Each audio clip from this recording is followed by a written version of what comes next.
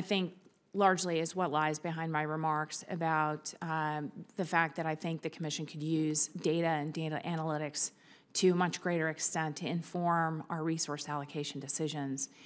I think the increase in the fee that you're talking about this year in particular is driven by the retirement of a few reactors. But if you look at a 2-year span, as an example, between 2018 and the budget before you now, the 2020 budget, 6 plants will have retired. And those 6 plants would be paying in $4.8 million roughly in an annual fee. So when we look at the 2020 budget, 6 times 5 is $30 million. But we don't see a decrease in the operating reactor's budget in that order. We see a decrease of $5.4 million. So I think that is evidence of our struggle to sort of right-size in advance of the cessation of those fees coming in. And this will continue to be a struggle, I think, going forward, but one that hopefully the new fee structure under NEMA will help with. Okay, thank you. Thanks so much, Senator Capito. Senator Cardin. Thank you, Mr. Chairman. Thank you for calling this hearing, and I want to thank the entire Commission for being here. It's impressive to see you all out there. And we thank you very much for your work. I want to follow up on Senator Carper's point in regards to the personnel issues. Since FY10, there's been approximately a 23% reduction in the workforce at the Commission. The past fiscal year saw another decline. I first would like to know whether we should anticipate a further reduction in the workforce, or do we have the right numbers now? Why don't I ask that question first, and then what is your game plan on downsizing, Madam Chair? We continue to attrit down, again, our demographics. We've become, we have a very, very senior workforce. A substantial portion of our employees are retirement eligible. Now, many of them stay well beyond their retirement eligibility. But it is a growing concern that the front end of the pipeline, Commissioner Barron was mentioning a statistic that only 2% of NRC employees are younger than the age of 30, which is an extreme figure. You're getting to my second question. My first question is the size that you're attempting to get to. The second is retaining good people. My staff tells me that by 2023, 42% of your workforce will be eligible for retirement. I know that Commissioner Barron already mentioned the 2% under the age of 30, which is a very small number for any of our workforce. Put on top of that, the general challenge for federal workforce today as a result of attacks on the federal workforce on the budget and their benefits, as well as the shutdown impact. You may not have been directly impacted, but you were indirectly impacted by the government shutdown. It has caused a drain of some of our best from agencies that are not clear as to the future commitment of the government to their mission. I worry that the same thing could be happening at the NRC as to whether you are attracting young people to this profession. Do they see a future here? And are we challenged in maintaining the capacity moving forward of the NRC to keep us safe and to be at the top of the game internationally on regulating nuclear energy? We really need to pay a little bit of attention to this, and it looks like the fact that you don't have younger workers. I know at NSA, by way of comparison, we always are concerned that they can bring in the youngest, brightest people, so they have a pipeline to the future. Are we missing this opportunity on the nuclear regulatory side?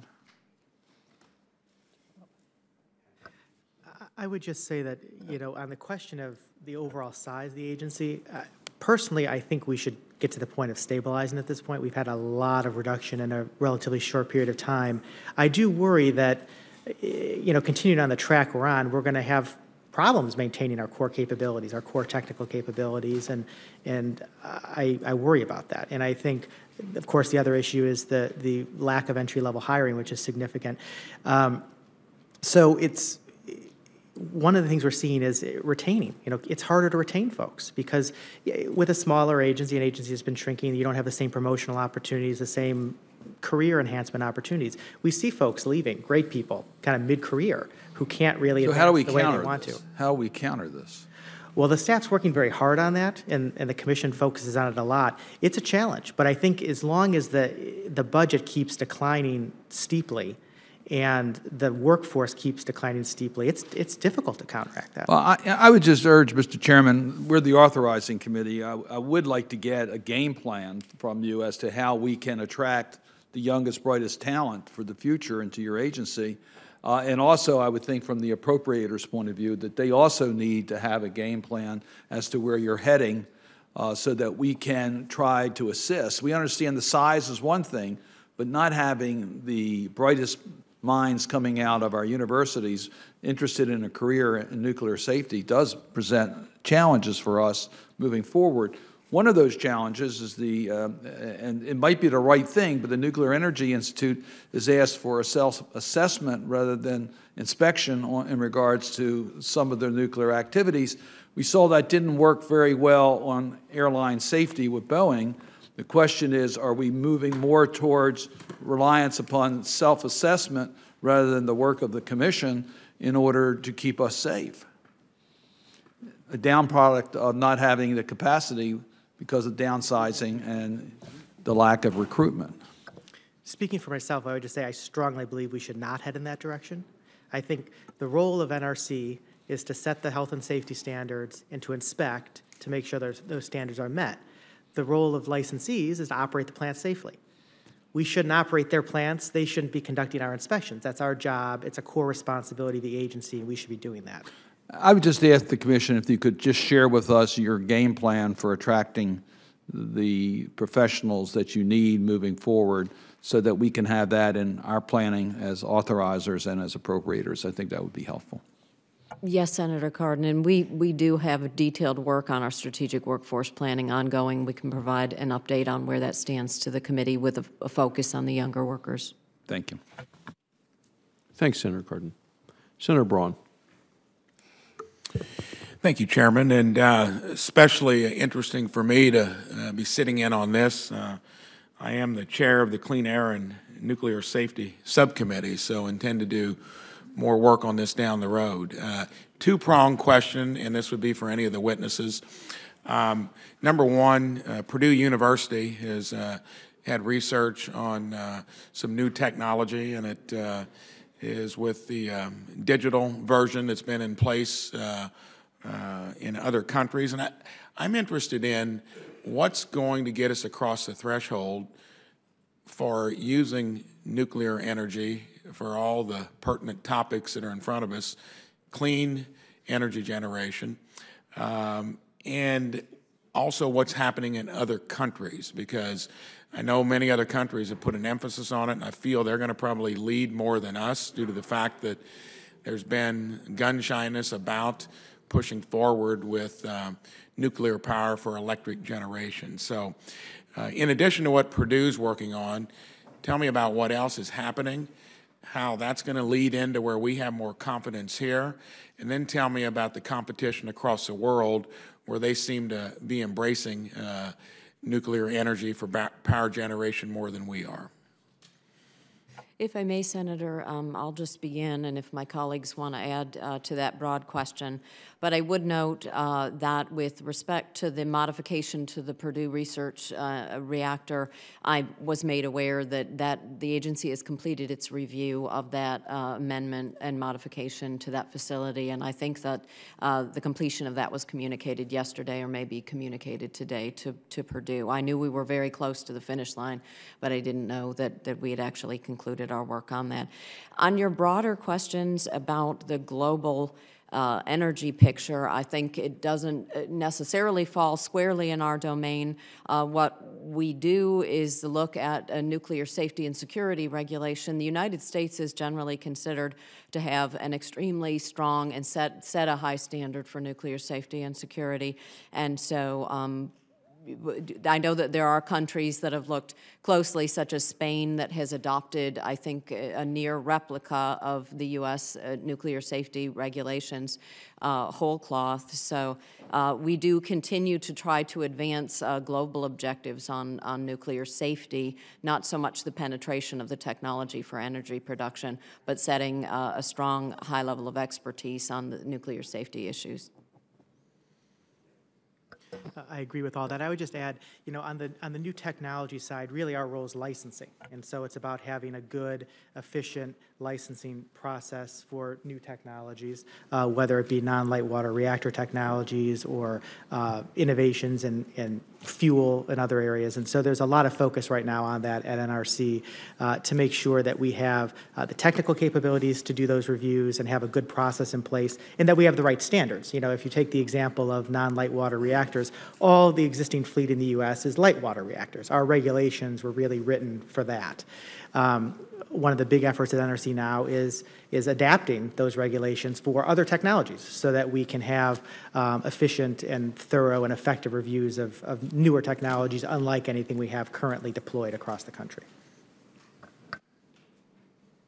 One thing I might add is that we do participate in international forums for the OECD Nuclear Energy Agency and also the International Atomic Energy Agency that are looking at things, for example, on the small modular reactors or advanced reactors technologies. And there have been other cooperative efforts so that we learn from folks who are building, say, in Finland or France or in China through what's called the Multinational Design Evaluation Program. So I think those have been a benefit to us in terms of as regulators, because it's really about what are the approaches for regulation, what types of things are they finding, and that can have learnings for us. And I encourage us to continue in those types of fora. With regard to advanced designs, I haven't been to Purdue, so I'm not familiar with what Purdue is doing, but I have visited Texas A&M and the University of Wisconsin.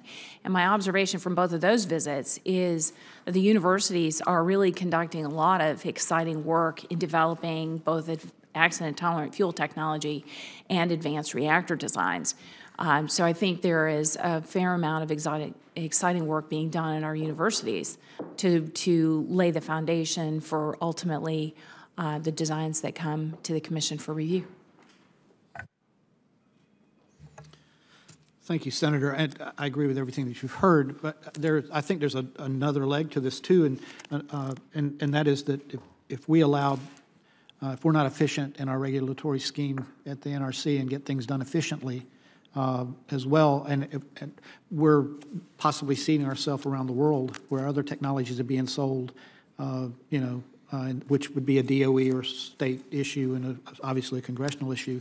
And that could be have long-term security impacts on our country too. So we have to do our part at the NRC to make sure that we're putting things in place for these new technologies to make them efficient so we can get them through the regulatory scheme effectively and efficiently. Thank you. Thank you, Chairman. Do any of you doubt that climate change is causing sea levels to rise around the globe and along our shores? Let the record reflect, no doubts. Okay. Does anybody contest that post-Fukushima, it's been established that flooding interferes with nuclear plant operations? Pretty obvious statement, isn't it? Okay, all agreed. Let the record reflect. I represent a coastal state. For those of you who aren't from coastal states, let me let you know that we are all coastal states looking at dire and uncontested and best science predictions of significant sea level rise and harm to our coasts, just so you know.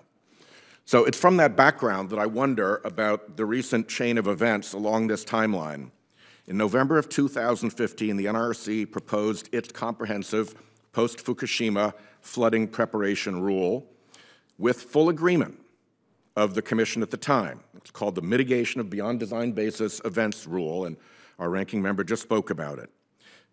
It went to public comment, And in 2016, after receiving public comments, the staff issued a draft final rule with mandatory requirements for flood preparation. At this time, the NRC Commission had 2 Democrats and 1 Republican appointees, and you couldn't get 3 votes. So the order wasn't finalized, but the staff recommendation was there. A month later, Commissioner Svinicki was designated chairman. The Commission still did not move forward on a final order for the rule. In July of 2017, the Nuclear Energy Institute sent this letter, which asked unanimous consent to be made a part of the record, saying that all of its concerns had been addressed and it was okay to go forward with the rule, still mandatory.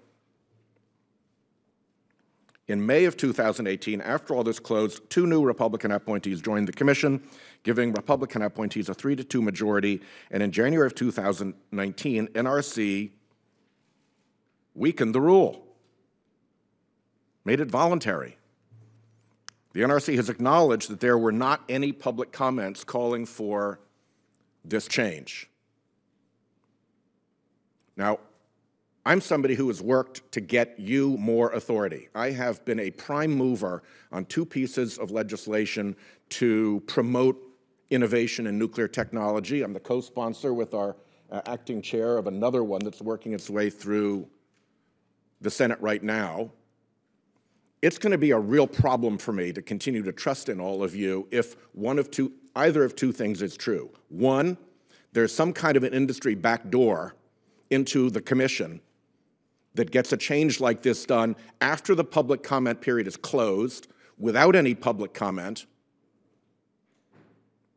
and apparently outside of the APA public process. That would be a very unfortunate set of events, probably also illegal. So I think this committee is entitled to an answer as to what exactly took place that caused that. The second is, you don't take sea level rise seriously. You don't think this is a real risk for the 9 nuclear plants that are within 3 kilometers of our coast, or the 4 that have been deemed susceptible to sea level rise and flooding. That's not acceptable either. So I see this event as a potentially very significant bellwether as to the trustworthiness of this commission. And I have been trusting this commission. So I need some serious answers, and we're going to follow up. We sent this letter, Chairman Carper and I, which I'd asked to be put into the record as an exhibit. We need to get to the bottom of this. If there is some backdoor where industry people can come in and fix a rule without going through the APA process, that's just plain wrong. And if the reason for this is that you don't take flooding and sea level rise seriously, that's just plain wrong. The first is wrong procedurally and legally. The second is wrong morally and factually. So I intend to pursue this, and I'm just putting you on notice that I think this is really serious. And I say this as a person who has trusted you with very important new responsibilities. Is there any reaction? Senator Whitehouse, I look forward to responding to the series of questions that you provided to the Commission yesterday. Thank you. We look forward to hearing your response. Senator Markey. Thank you, Madam Chair. The Pilgrim nuclear power plant is set to close in June, and I know the commissioners are not going to answer some specific questions as related to matters they're pending before the NRC, but we need more clarity. So, Chair Svinicki, does the NRC have the statutory or regulatory authority it needs to make sure that licensees bear all of the financial costs of decommissioning and site maintenance? Thank you, Senator Markey. I believe that the decommissioning funds that are collected under our authority are principally for decommissioning of the radiological hazard. There may be amounts beyond that that state authorities require to be collected, and often these funds are commingled in the decommissioning fund. Well, obviously, the communities, including Plymouth, need assurance that all the financial costs are going to be borne, and they don't want to get stuck footing the bill if costs go up or if businesses go under. The proposed decommissioning rulemaking at the NRC would do even more to cut NRC approval and public comment out of the already flimsy decommissioning process, including by automatically granting exemptions to safety regulations. Commissioner Barron, Do you think the proposed decommissioning rule might tilt the balance of power farther towards nuclear plant operators and away from the independent NRC staff? Well, I think the proposed rule needs a lot of work. I think we need to produce a balanced rule that considers the interests of a broad range of stakeholders, including states and local governments. I think in terms of who's making the big decisions about decommissioning, I don't know that the proposed rule changes that much. Right now, that's tilted heavily towards the licensees. NRC is pretty hands-off when it comes to decommissioning. We, of course, do safety inspections, which are important, but licensees get to make most of the major decisions, and the proposed rule really wouldn't change that. Right, and that's my concern, that the nuclear industry wants the NRC to turn a blind eye, but we actually need more independent oversight, not less. The Nuclear Energy Institute is pushing for major changes to the reactor oversight process, the cornerstone safety program at the NRC. The industry wants to inspect and assess itself more often, rather than allow the NRC to conduct independent inspections. And if adopted, these changes would make inspections like a take-home exam and leave the NRC just hoping that plants don't cheat. Chair Svinicki, plants often do self-assessments before the NRC comes in for an inspection. Do the NRC inspectors find issues that the plants have missed? Yes, they do sometimes. Yes, you do, because the NRC does frequently uncover issues that the operators don't find themselves, and these could be problems that would be totally ignored if the nuclear industry could self-assess. One of the proposed changes is to take less of a look at, quote, white findings, which are safety issues that are less obviously severe than yellow or red findings. But white findings are incredibly important.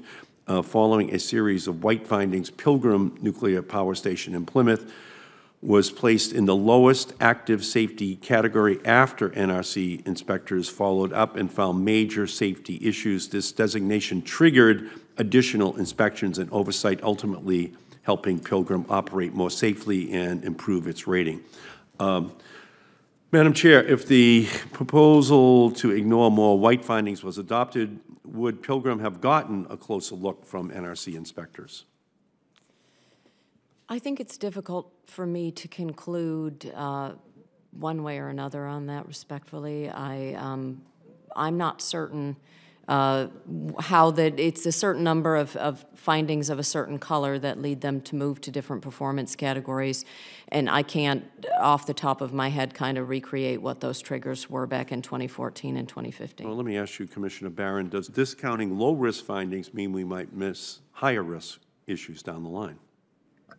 Yeah, I think white findings are very important for that. I mean, since the beginning of the reactor oversight process, white findings and even green findings have been leading indicators of potentially more safety significant problems at plants. And so Pilgrim is a good example of that. It got into column 4 with 3 white findings. There were no yellows, there were no reds. It ended up there on whites, and it absolutely needed to be in column 4. I think everyone agreed that was the right safety outcomes. So if we moved in the direction of really reducing the significance of white findings, I would have significant concerns about that. Yeah, and I have that concern as well, because the NRC should not be giving take-home exams to nuclear power plant operators, because the tendency in a take-home exam is to always give yourself an A+.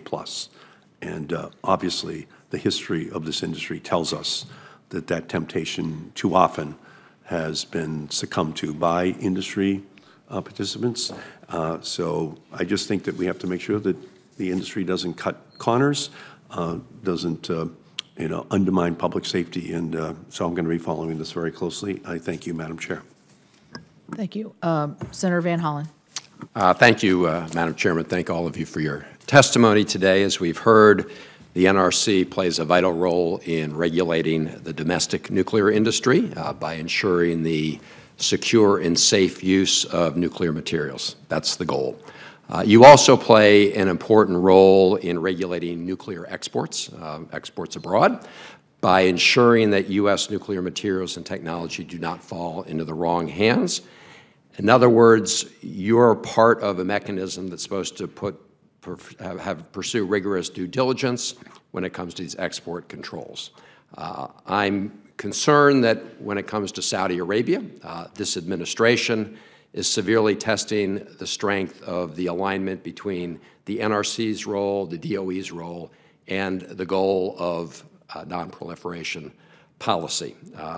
Reportedly, and I think they've confirmed, they're pursuing a nuclear cooperation agreement with Saudi Arabia, which has enforced the lowest standard of international safeguards, a country whose leaders have loosely talked about acquiring nuclear weapons, and a country that we know consistently flouts international norms. And now this administration wants to do nuclear business with Saudi Arabia. Last week, DOE confirmed that the administration has deepened nuclear cooperation with Saudi Arabia. Secretary of Energy Perry acknowledged that the Department of Energy has issued 7 undisclosed Part 810 authorizations to American companies to transfer unspecified nuclear technology and know-how to Saudi Arabia. In my view, it doesn't appear that the administration's exercising due diligence. I know the NRC is not the lead agency here, but under the statute and regulations, you play a consulting role. In fact, it's required that DOE consult with you on these. So my question, Madam Chairman, is when did the Department of Energy consult with the NRC on issuing these 7 Part 810 authorizations? Thank you, Senator. As you describe, under the Atomic Energy Act, the NRC does have a consultative role. It is not a concurrence role. And again, it is not an opinion on U.S. foreign policy. But we have a consultative role under the law because, as you note, should the U.S. get to a point where they are exporting components and nuclear materials, the NRC is the central export licensing authority for that. The NRC's consultative role I would generally describe as something that they're looking at whether matters of law and under an 810 or whether or not you could effectuate the export licensing should you get to that point. So it is a narrow consultation on some matters of expertise of the agency, but it differs from our role in the export process. Madam Chairman, my question was not what's the nature of your role. You have a role. And so my question was, when did the Department of Energy consult with the NRC with respect to the Part 810 authorizations to Saudi Arabia? I don't have that answer for you today, Senator. I would need to get back to you. I'd like you to get back as soon as possible. I mean, these 810 authorizations were apparently kept secret, and I must say I'm surprised. Were you involved in the consultation? In general, since the role is narrow, no, I mean specifically on the 810 authorizations. The members of the Commission, this is a delegated staff process. Were any of you individually involved? I mean, just nobody at the table was part of that 810 consultation process. All right, so then you wouldn't know when it took place. I see. And I must say that's staggering. So you don't know whether or not the NRC raised any concerns as part of this consultative process. I know you don't have sign-off authority, but you don't know, none of you at this table know whether the NRC raised any concerns about entering into these 810 authorizations. I do not. Okay. Madam Chairman, I would like the committee, I would request that you get this information as soon as possible. This just came to light. You have a statutory and regulatory role to play here, and I got to say it's astounding that not a single one of you is aware of whether, when, and what role the NRC played in that particular authorization. Well, if there are no more questions for today, yes, Senator Carper.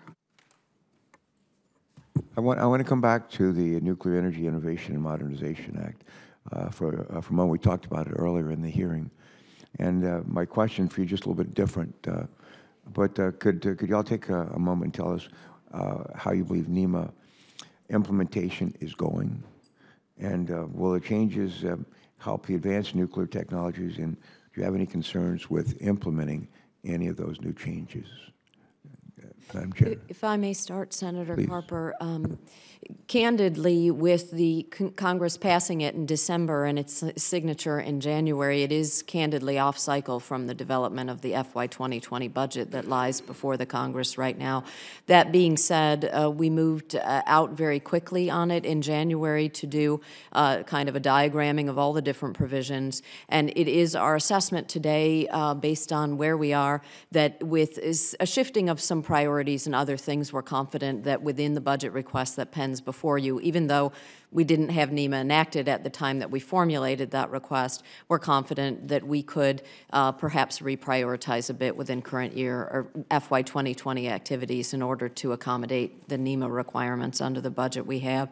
As I had mentioned to Senator Capito, there are a number of provisions that are interrelated by their mathematical effect on our budget. We are still working to become, to run some scenarios and have a better sense of how all of those provisions will work in concert with each other. It will probably take one full budget cycle before we could come back to you in an informed way and say it creates, you know, a significant downward pressure here, but offers relief here. And so certainly we would keep the committee informed if, as we implement, we have feedback that would be of utility in informing the committee about how we're doing on it. It's a little bit early days right now. That would be my characterization of where we are.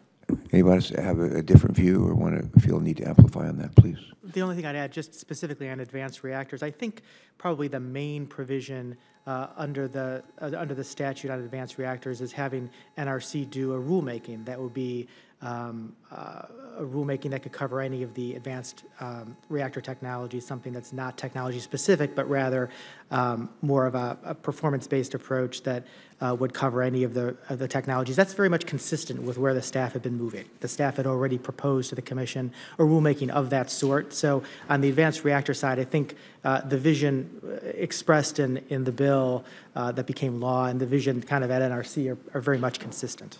All right, thanks. I have a last question, a different question, but I just want to ask you for advice, and we'll start with you, Commissioner Burns. Like Senator Whitehouse, I live in a coastal state.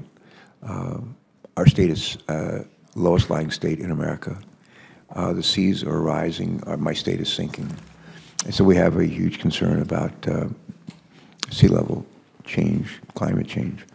And it wasn't that long ago, roughly 70% of the non-carbon electricity was generated came from nuclear.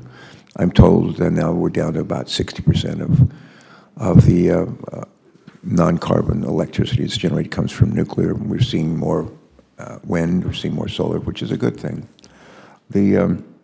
Like the chairman, I have had a long-standing interest in making sure that we continue to address climate change.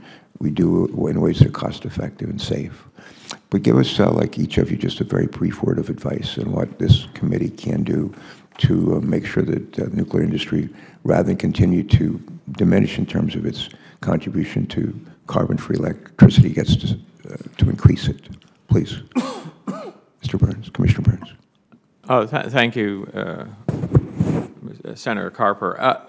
I think, again, it's looking at, you know, across the span of our history as an agency, and even going back into the development of civilian nuclear power.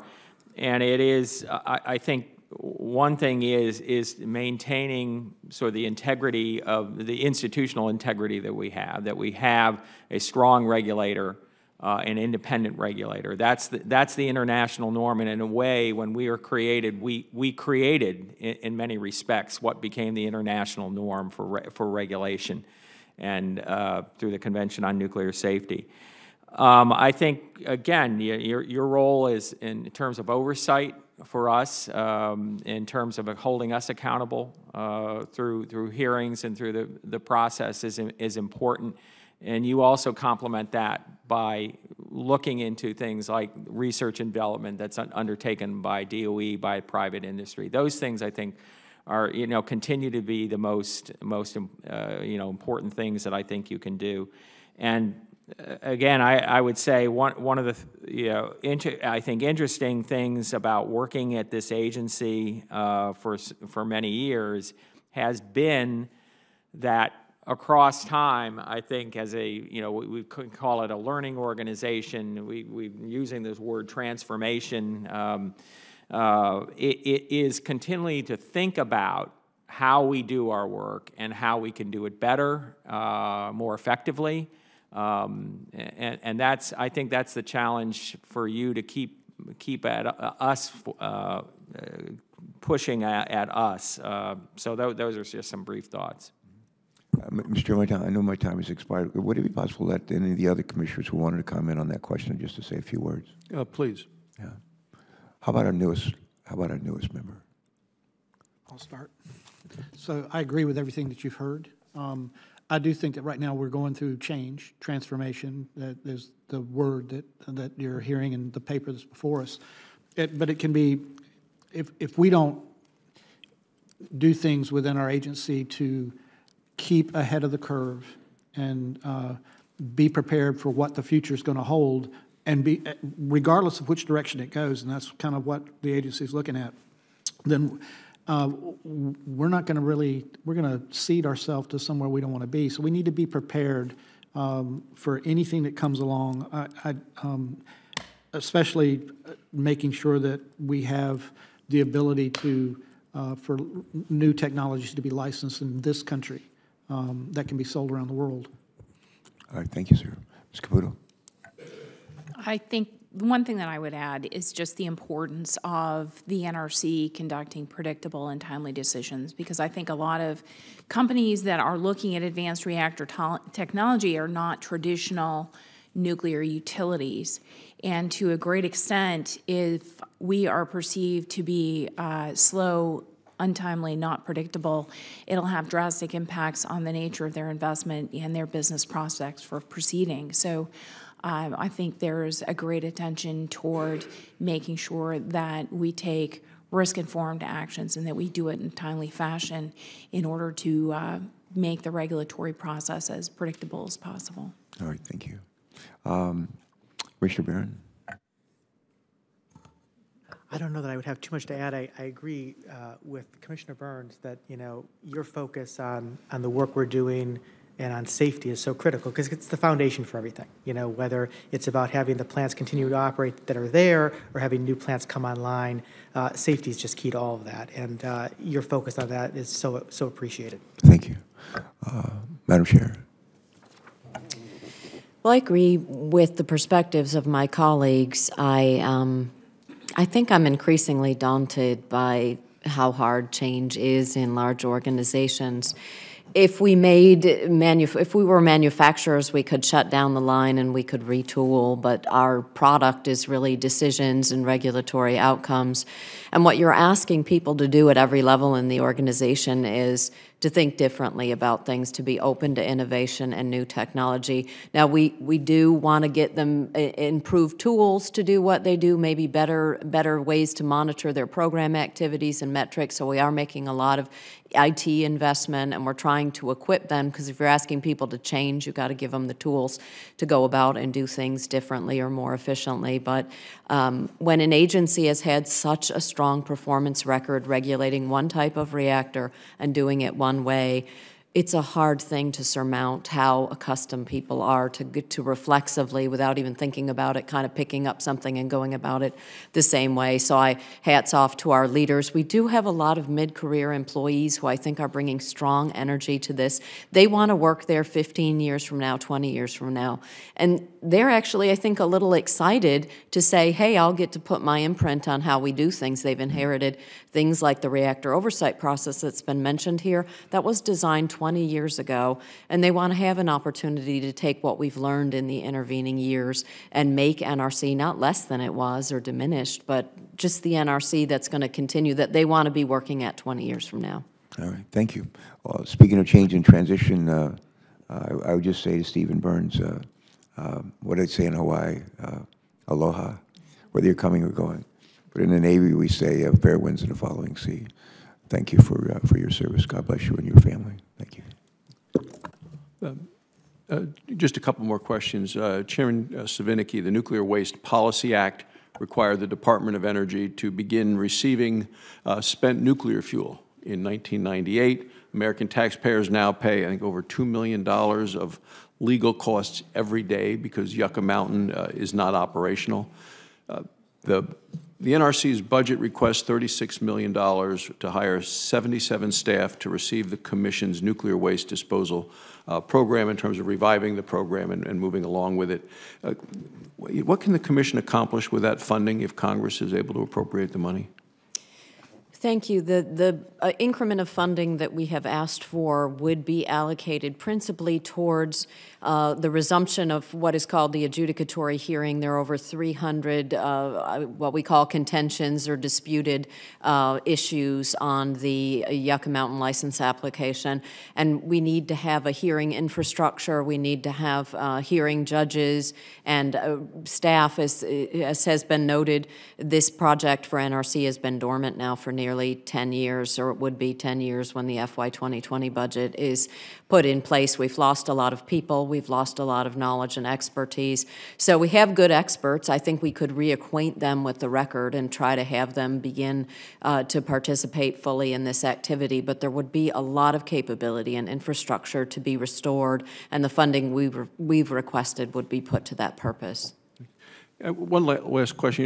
You do a monthly report on the status of the NRC, the licensing actions, the budget. Recently reviewed I think your 26th monthly report. I think the report would benefit from redesigning, maybe for clarity and for some usefulness. And just wondered if you and your staff would work with me and my committee staff to revise the format and the content of the monthly report, if that's something we could work on. Yes, Chairman Barrasso, we would welcome an opportunity to try to better meet the committee's information needs in that report, which has become a bit ponderously long and cumbersome, and we seek only to provide you with something that's beneficial. And I would note that we also have legacy reports that I think Senator Voinovich may have initiated, and if as a part of that we could propose to you any combination that would make sense. We send you committee reports on different frequencies, on different topics that have simply accumulated over the course of the committee's request to the agency, and there may be some rationalization, and we could result maybe in an improved product on more than just the monthly report. Great. Well, that'd be very helpful. I'm very grateful. I'm grateful for all of you for your testimony, especially Commissioner Burns. Thank you for your long years of service to our nation. It's a bipartisan gratitude for all the work that you have done. If there are no further questions, members may submit follow-up questions for the record over the next couple of weeks. The hearing record will therefore remain open for 2 weeks. But I want to thank all of you for your time and your testimony, and the hearing is adjourned.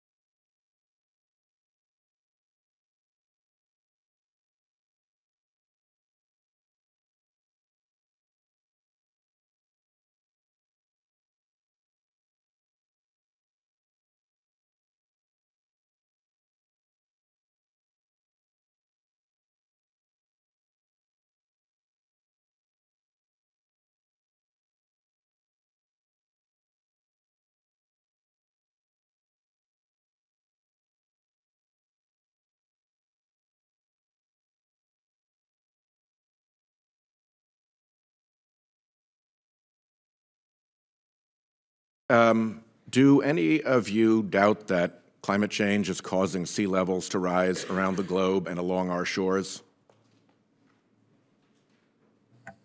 Let the record reflect, no doubts. Okay. Does anybody contest that post-Fukushima, it's been established that flooding interferes with nuclear plant operations?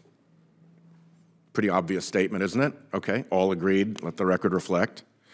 I represent a coastal state. For those of you who aren't from coastal states, let me let you know that we are all coastal states looking at dire and uncontested and best science predictions of significant sea level rise and harm to our coasts, just so you know.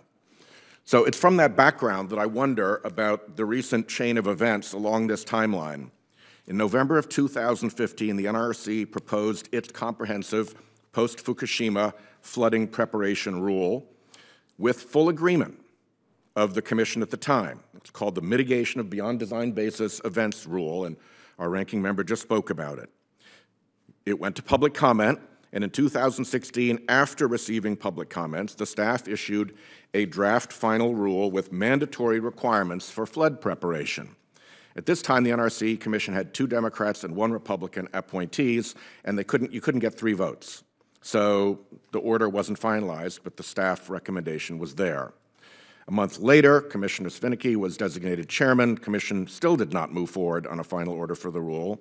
In July of 2017, the Nuclear Energy Institute sent this letter, which I asked unanimous consent to be made a part of the record, saying that all of its concerns had been addressed and it was okay to go forward with the rule, still mandatory. In May of 2018, after all this closed, 2 new Republican appointees joined the Commission, giving Republican appointees a 3-2 majority, and in January of 2019, NRC weakened the rule, made it voluntary. The NRC has acknowledged that there were not any public comments calling for this change. Now, I'm somebody who has worked to get you more authority. I have been a prime mover on 2 pieces of legislation to promote innovation in nuclear technology. I'm the co-sponsor with our acting chair of another one that's working its way through the Senate right now. It's going to be a real problem for me to continue to trust in all of you if either of 2 things is true. 1, there's some kind of an industry backdoor into the Commission that gets a change like this done after the public comment period is closed, without any public comment, and apparently outside of the APA public process. That would be a very unfortunate set of events, probably also illegal.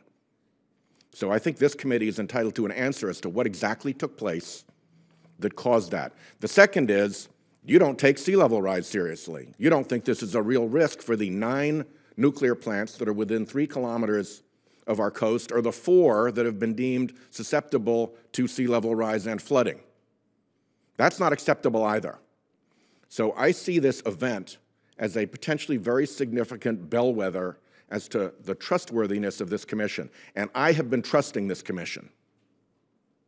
So I need some serious answers, and we're going to follow up. We sent this letter, Chairman Carper and I, which I'd asked to be put into the record as an exhibit. We need to get to the bottom of this. If there is some backdoor where industry people can come in and fix a rule without going through the APA process, that's just plain wrong.